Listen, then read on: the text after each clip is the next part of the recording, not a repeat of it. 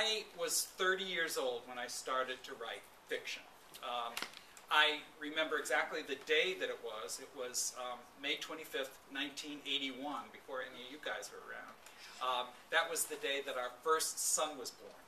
And so I was up all night in the delivery room with my wife, and then suddenly there he is, our child, Jared.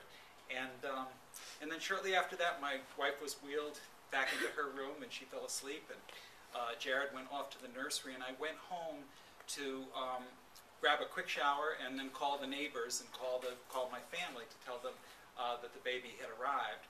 And it was in the shower, and for some odd reason, shower water has always been a sort of a creative thing for me, because what happened was on that most exciting of all days, I didn't know it was a character, but somebody gave me a few sentences. It wasn't me exactly, but I heard somebody say, you know, I have this summer job that I can't stand with all these loser people. And so I'm like, well, it was sort of me, because I had had several summer jobs that I really couldn't stand, but it wasn't exactly me.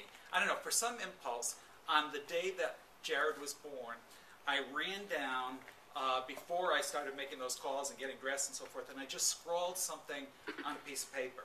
It was, you know, I can't stand my summer job with all these loser people. And then I sort of forgot about it.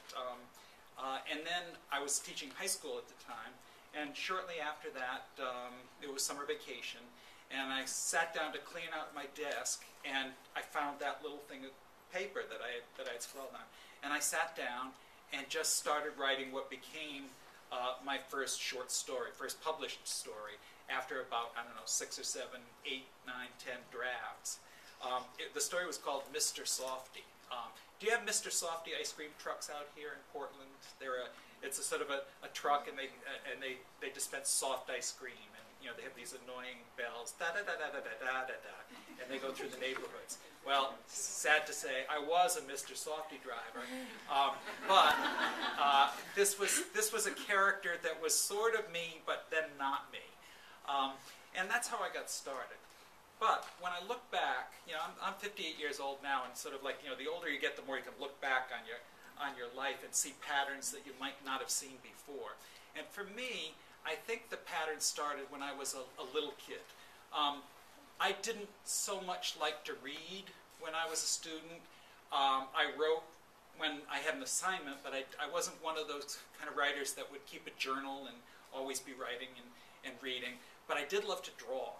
I wasted lots of time watching TV too, but I love to draw, and I think that was my leg up into later on becoming a writer, because what I would do is I'd create these cartoon characters, and then I would you know, write the dialogue, the balloon things, and then I would you know, color them in, you know, draw on both sides, and then I would bring them to my mother, who would sort of, you know, kind of even up the edges, and then run the left side with her sewing machine. So, you know, she would bind my comic books, if you will.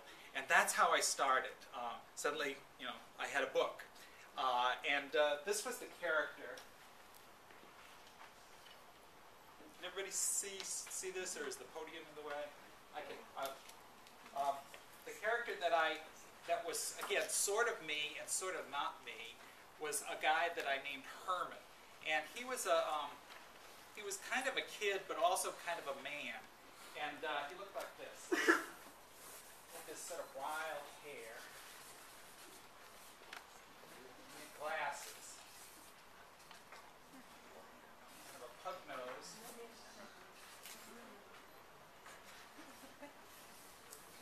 And then for some reason, I gave him a big bow tie. And so this guy's name was Herman.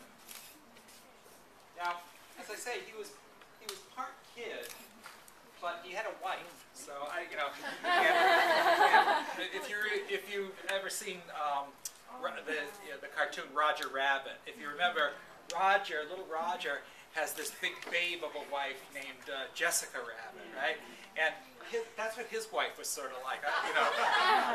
And what would happen is that Herman would sort of, he wouldn't seek adventures, but they would find him. So he'd walk down the street, and all of a sudden, you know, like a safe would fall out of a window on, you know, the 7th floor of some building, or he would turn the corner and run smack dab into bank robbers or something like that. So it was partly funny and partly adventure and so forth. And I think when I look back, Herman was the sort of character that kind of launched me in some ways.